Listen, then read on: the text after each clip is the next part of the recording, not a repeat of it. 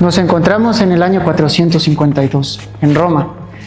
En este momento, la ciudad metrópoli se encontraba en un momento de desesperación y crisis, porque el temido Atila, el Huno, también conocido como el azote de Dios, había cruzado los Alpes con toda su horda de guerreros bárbaros, dejando un rastro de destrucción a su paso.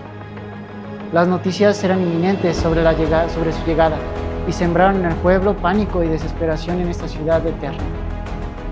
El emperador Valentiniano había abandonado el país y Roma parecía desamparada ante el avance inexorable de Atila. En este contexto de miedo y desesperación surgió una figura inesperada, el Papa León I, con una fe inquebrantable y un coraje excepcional. El pontífice decidió enfrentarse al bárbaro, acompañado con una pequeña legislación de eclesiásticos y senadores romanos. León partió al encuentro de Atila, más allá de los muros de la ciudad.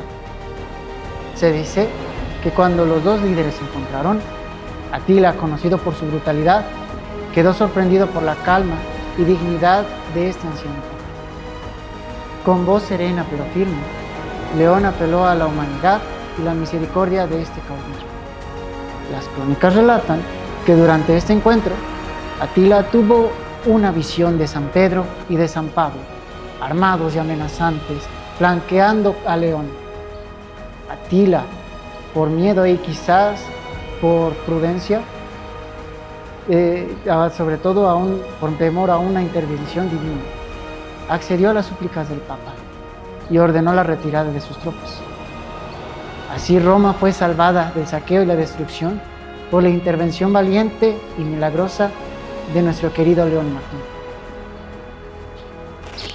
3 años después, en el 455, Roma enfrentó otra amenaza cuando los vándalos, liderados por el rey Genserico, llegaron a sus puertas.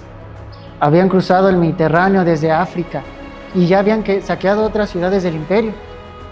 Esta vez el peligro era inminente y parecía que nada podría detener a estos invasores.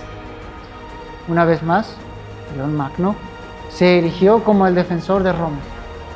Sin armas ni ejércitos, solo con su fe y autoridad moral, salió al encuentro de Genserico. La ciudad contenía la respiración mientras León se acercaba al campamento vándalo. Consciente de la supervivencia de Roma, dependía de su capacidad de negociar con el feroz líder bárbaro. León, con palabras de sabiduría y súplica, imploró a Genserico que mostrara misericordia. Invocó la santidad de Roma y la dignidad humana, pidiendo que se evitaran un baño de sangre. Genserico, quizás movido por el carisma y la autoridad espiritual del Papa, prometió que no destruiría la ciudad ni mataría a sus habitantes. Aunque los vándalos saquearon Roma durante 2 semanas, la intercesión de León logró limitar la violencia y proteger la vida de muchos romanos. Estos actos de valentía y liderazgo en tiempos de crisis consolidaron la reputación de San León Magno como uno de los más grandes papas de la historia, un verdadero defensor del pueblo y un mediador entre lo terrenal y lo divino. Es por eso que en esta ocasión vamos a conocer un poco más de este querido padre. El libro que escribió Dróbner sobre los primeros padres de la Iglesia habla de la siguiente manera sobre el Papa León I. Nació probablemente a finales del siglo IV en una familia toscana que se trasladó a Roma a principios del siglo V o en Roma misma. León emprendió la carrera eclesiástica y tal vez no sea descabellado identificarlo con el acólito romano al que menciona San Agustín en la carta 19,1 del año 418. Cuando Nestorio y Cirilo apelaron a Roma en el 430, él gozaba ya de una posición influyente en la curia episcopal. Quizá ejercía el cargo de archidiácono. Apoyó con energía la lucha contra los maniqueos y los arrianos en Roma. Intervino en el 431 a.C. en favor de Cirilo de Alejandría, contra las ambiciones de Juvenal de Jerusalén de elevar su sede episcopal a patriarcado, y cabría pensar que influyó de modo decisivo en la actitud antipelagiana de Roma durante los pontificados de sus antecesores Inocencio entre el 402 y el 417, Celestino del 422 al 432 y Sixto III del 432 al 440. Tras la muerte de Sixto III, el 19 de agosto del 440, le llegó la noticia de su elección como obispo de Roma durante una misión diplomática de reconciliación en las Galias. Recibió la consagración episcopal en Roma el 19 de septiembre de ese mismo año. León Magno fue un teólogo y pastor comprometido con la fe católica. Su teología y praxis lo convirtieron en un líder importante en la lucha contra las herejías del maniqueísmo y del arrianismo. Fue un defensor feroz de la fe católica y luchó contra las tendencias pelagianas y antipelagianas que se desarrollaron en la Iglesia en ese momento. En los sermones y cartas, León Magno destacó la importancia de la justicia y la caridad en la vida cristiana. Consideraba que la justicia era un requisito para la salvación y que la caridad era el camino para alcanzar la justicia. También enfatizó la importancia de la penitencia y la confesión para obtener el perdón divino. León Magno fue un defensor feroz de la fe católica y luchó contra las herejías del maniqueísmo y el arrianismo. Los maniqueos creían que el Espíritu Santo no era divino, sino un ser creado por Dios, y que Jesucristo no era divino, sino un ser humano. Los arrianos creían que Jesucristo no era divino, sino un ser humano especial, pero no igual a Dios. León Magno se opuso firmemente a estas herejías y defendió la fe católica. En su carta a Flaviano, escrita en el año 449, León Magno destacó la importancia de la divinidad de Jesucristo y del Espíritu Santo. También criticó las tendencias pelagianas y antipelagianas que se desarrollaron en la Iglesia. Siempre tuvo esta convicción sobre la humanidad y divinidad de Jesucristo. De hecho, esto es lo que menciona sobre esta doble naturaleza en su homilía 71 sobre la resurrección del Señor, en la tercera parte donde habla de la manifestación de Cristo después de la resurrección, pronunciada en la vigilia pascual, resaltando las propiedades tanto de hombre como de Dios. Dice así: y luego siguieron muchas pruebas, sobre las cuales se podría basar la autoridad de la fe para ser predicada en todo el mundo. Y aunque el rodar de la piedra, la tumba vacía, la disposición de los lienzos y los ángeles que narraron todo el hecho por sí mismos, construyeron plenamente la verdad de la resurrección del Señor.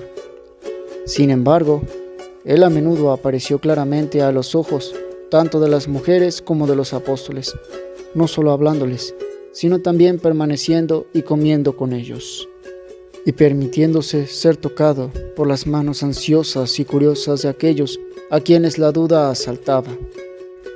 Para este fin, Él entró cuando las puertas estaban cerradas ante los discípulos, y les dio el Espíritu Santo al soplar sobre ellos, y después de darles la luz de la comprensión, abrió los secretos de las Sagradas Escrituras, y nuevamente les mostró la herida en el costado, las marcas de los clavos y todas las señales de su reciente pasión, para que se reconociera que en Él las propiedades de la naturaleza divina y humana permanecían indivisas, y pudiéramos conocer de tal manera que el Verbo no era lo que la carne es, como para confesar al Hijo único de Dios, tanto como Verbo y carne.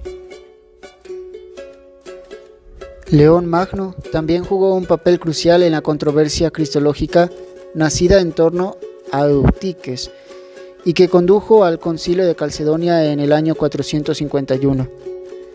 Eutiques, un monje egipcio, creía que Jesucristo no tenía naturaleza humana, sino solo una apariencia humana. León Magno se opuso firmemente a esta idea y defendió la naturaleza humana de Jesucristo. León Magno Fue un líder eclesiástico y político que defendió con energía la fe católica y la ciudad de Roma. Esto menciona de Vatican Va. Defensor y promotor del primado de Roma, el Pontífice Magno, deja a la historia casi 100 sermones y casi 150 cartas, demostrándose así tanto teólogo cuanto pastor, atento a la comunión entre las diversas iglesias, sin olvidarse de las necesidades de los fieles. En efecto, para ellos anima las obras de caridad en una Roma doblegada por las carestías, la pobreza, las injusticias y las supersticiones paganas.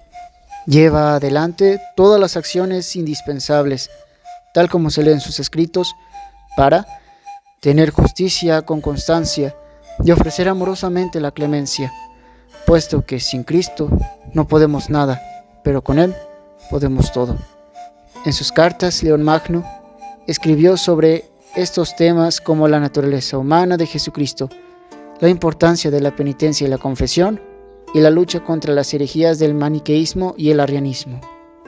Benedicto XIV elogia sus actos y pensamientos tan indispensables para la Iglesia de la siguiente manera: por su eminente virtud, por su sabiduría, por su celo intachable, mereció de los antiguos el apelativo de León Magno, la excelencia de su doctrina, lo mismo para ilustrar los más altos misterios de nuestra fe y defenderlos contra los errores, que para formular normas disciplinarias y morales, juntamente con la singular majestad y riqueza de su verbo sacerdotal, brilla y se distingue de tal manera, ensalzado también por las alabanzas de tantos hombres y por la exaltación entusiástica de los concilios, de los padres y de los escritores eclesiásticos, que pontífice tan sabio no se queda atrás, en fama o en estima, de ninguno de los santos doctores que han florecido en la Iglesia. Debemos comprender así que León Magno fue un poderoso defensor de la fe católica y la ciudad de Roma. A través de sus sermones, cartas y acciones políticas, demostró ser un líder comprometido con la fe católica y con la protección del Imperio Romano. Su legado sigue siendo importante hasta hoy, ya que en la teología y praxis han influido en la formación del papado y en la lucha contra las herejías. La vida y el legado de León Magno son un ejemplo inspirador para los cristianos. Su defensa firme de la fe católica y su compromiso con la protección del imperio demuestran la dedicación a Dios y al bienestar de los demás.